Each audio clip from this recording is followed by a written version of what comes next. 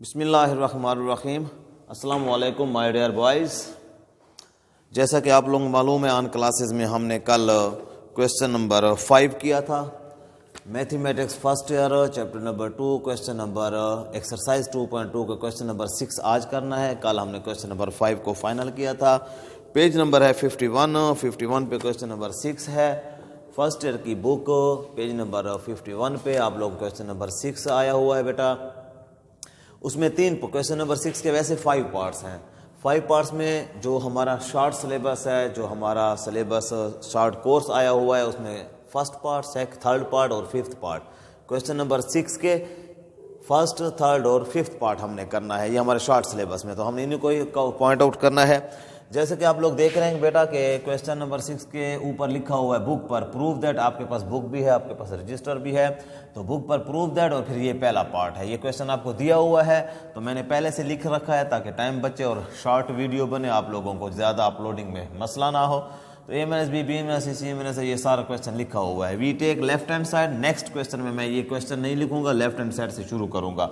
आप पहले से इसको कंफर्म कर लें, फिर आप आपस में सॉल्व कर लेना। जी बेटा, we take left hand side A-B, B-C, same यही हमने लेफ्ट हैंड साइड ले लिया। हम क्या कर रहे हैं, आप क्वेश्चन को देखें, क्वेश्चन खुद बता रहा होता है कि प्रूफ किस तरफ जाएगा। A-B है तो दूसरा भी B-C है, ये B से B कैंसिल हो सकता है, C से C कैंसिल हो सकता है, A से A कैंसिल हो सकता है।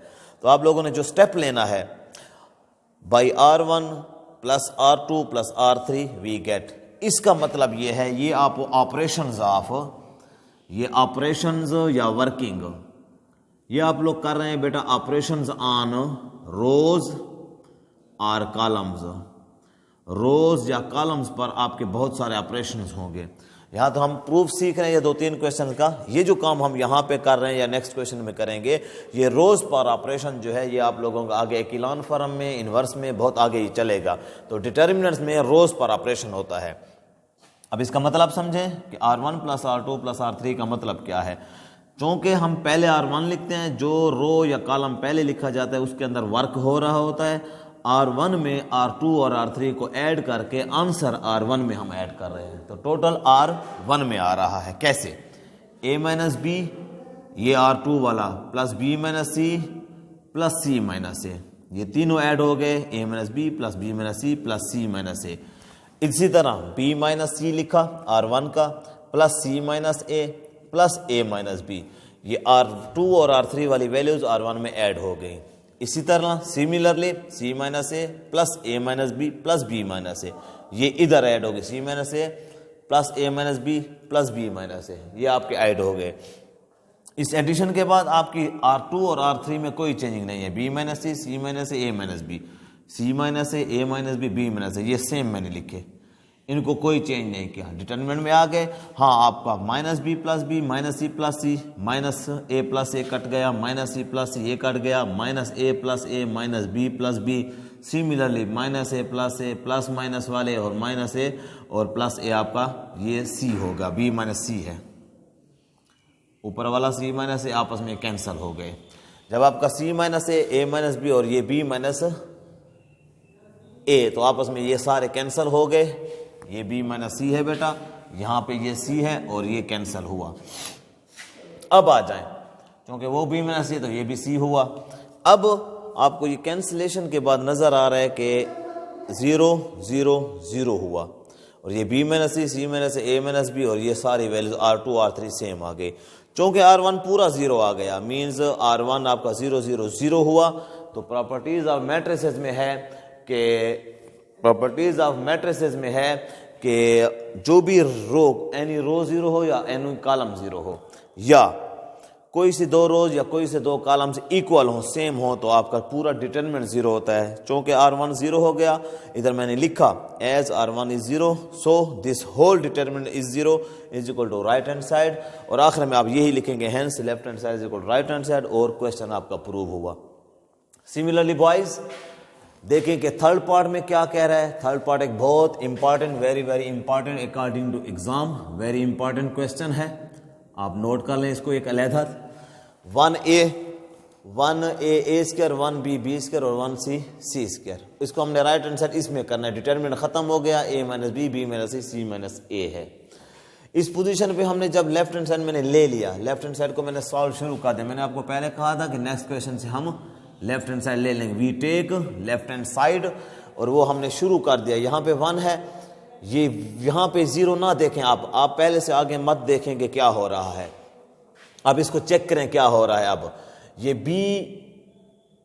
बी स्क्वायर, ऊपर इसका ए और ए स्क्वायर है, इसी तरह सी ऊपर ए, सी स्क्वायर ऊपर, इधर जो हमने a माइनस बी या b माइनस इस तरह के लाने हैं तो या b माइनस ए हो जाएगा। कैसे? पहला हमारा टारगेट है कि इस 1 की जगह पर हमने 0 लाना है, इस 1 की जगह पर 0 लाना है। ऐसी वर्किंग, ऐसा ऑपरेशन करना है जिस तरह मैंने आपको कहा था ऑपरेशन ऑफ रोज या कॉलम्स होगा, तो हमने इधर ऐसा ऑपरेशन करना है कि हमारा यहाँ पे 0 आए।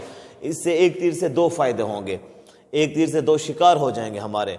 1 माइनस 1 आएगा यहाँ पे 0 का 1 माइनस 1, इस तरह b माइनस ए, सी माइनस ए, कुछ इस पोजीशन में हम चले जाएंगे। तो ये आप देखें हम क्या कर रहे हैं, R1 में हमने कुछ नहीं किया, 1a इसका सेम लिखा, उधर से आप देखें और इधर देखें, ऊपर वाले से नीचे वाला स्टेप। तो इधर हमने इस 1 की जगह पर 0 लाना है, तो R2 ये 1 R2 में ठहरा हुआ है, तो R2 माइनस R1 और R3 माइनस R1 भी मीन्स 1 माइनस 1 0, 1 माइनस 1 0 करना है। तो ये R2 में है, R2 माइनस R1 और R3 माइनस R1 करना है। वर्किंग लिखने के बाद ये दोनों हमने अब स्टेप इन पर लागू करने हैं। अब मैं R2 माइनस R1 को काम कर रहा हूँ, 1 माइनस 1 0, b माइनस ए और b स्क्वायर माइनस ए स्क्वायर, ये फार्मूला बन गया आपका a स्क्वायर b स्क्वायर वाला, b स्क्वायर a स्क्वायर वाला फार्मूला, जो कि प्लस माइनस में फैक्टर होता है, आगे हम करेंगे।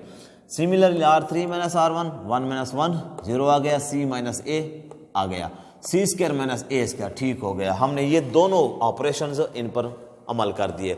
अब आपको ये b माइनस ए नजर आ रहा है, ये b स्क्वायर माइनस ए स्क्वायर है, तो ऊपर आप R1 सेम लिखेंगे, इसको आप फैक्टर कर देंगे, 0 लिखा, b माइनस ए सेम लिखा, b स्क्वायर माइनस ए स्क्वायर को हम b प्लस ए, b माइनस ए फैक्टराइज कर सकते हैं। फैक्टराइज होने के बाद ये भी इस तरह सी स्क्वायर माइनस ए स्क्वायर, सी प्लस ए, सी माइनस ए हो गया। बाकी जो मैं सेम लिखता जाता हूँ वो ये आपके डिटर्मिनेंट की निशानी है, जो भी 1 0 0 वो सेम लिखते जा रहे हैं। अब आपको नजर आ रहा है यहाँ कुछ नहीं है, 0 है, b माइनस ए और b प्लस ए, b माइनस ए, तो आप R2 से b माइनस ए कॉमन ले सकते हैं। 0 से भी आप कोई भी चीज कॉमन ले सकते हैं, 0 से आप 5 3 2 8 9 एनी इंटीजर, एनी वेरिएबल आप कॉमन ले सकते हैं। तो इसके अंदर एवरीथिंग पड़ी हुई है, क्योंकि कॉमन लेने का मतलब होता है डिवाइड करना, तो 0 पर कोई भी चीज डिवाइड हो तो वो 0 ही आ जाता है।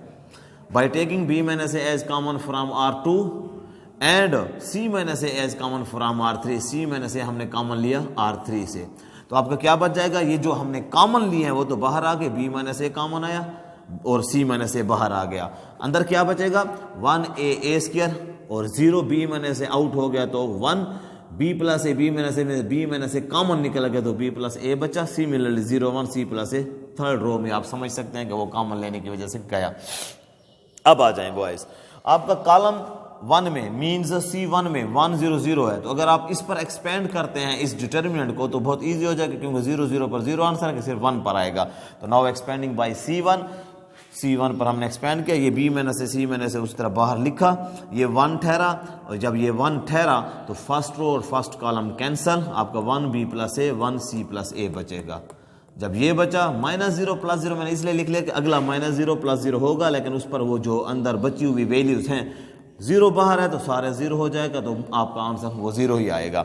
सो 1 ठहरा, उस पर हमने ये क्रॉस मल्टीप्लाई क्या, डिटर्मिनेंट का, छोटे डिटर्मिनेंट का c प्लस ए, 2 क्रॉस 2 का डिटर्मिनेंट c प्लस ए 1 से मल्टीप्लाई माइनस 1b प्लस ए से मल्टीप्लाई, ये बाहर निकले तो माइनस b माइनस ए हो जाएगा, प्लस ए माइनस ए, ये कैंसिलेशन में बाद में आपकी वीडियो में करता रहूंगा।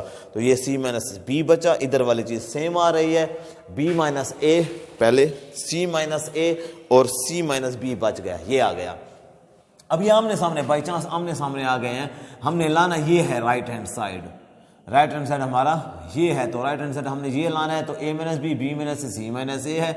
अब a माइनस बी हमें चाहिए, तो हमारे पास b माइनस ए है, जब हमने a माइनस बी लाना है तो इस b माइनस ए को मैंने a माइनस बी किया, तो यहाँ पर साइन चेंज होगी। जब भी आप माइनस वाले को चेंज करेंगे, इंटरचेंज करेंगे, तो साइन बाहर चेंज हो जाती है।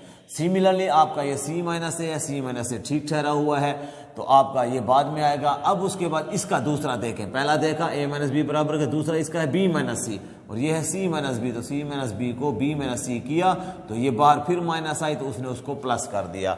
एंड सी माइनस ए पहले से ठीक है, इसका भी सी माइनस है, तो आपका A minus B minus C minus A बराबर आ गया, जो कि राइट हैंड साइड है। Hence left hand side is equal to right hand side. And question आप पूरा यहाँ पर हेंस लिखकर पूरा क्वेश्चन लिखेंगे, प्रूव्ड। ये हुई आप लोगों की सेकंड पार्ट, सेकंड क्वेश्चन और थर्ड पार्ट हो गया, ठीक हो गया। इसी तरह अब फिफ्थ पार्ट को हम फाइनल करते हैं ताकि क्वेश्चन नंबर 6 आपका फाइनल हो जाए। ये भी बहुत इजी है, थोड़ा सा इसमें कॉम्प्लिकेशन जो है वो मैं आपको क्लियर कर देता हूँ। ये BC है, A क्यूब है, 1/a है, इसमें A की कमी है, उसी A का क्यूब है, 1/a। कल भी इस तरह के कुछ हमने क्वेश्चन किए पहली क्लास में भी। CA है, B क्यूब है, 1/b है, AB है, C क्यूब है, 1/c। जिस चीज़ की इसमें कमी है वो आगे पड़ी हुई है, जिस चीज़ की इधर कमी है वो आगे पड़ी हुई है।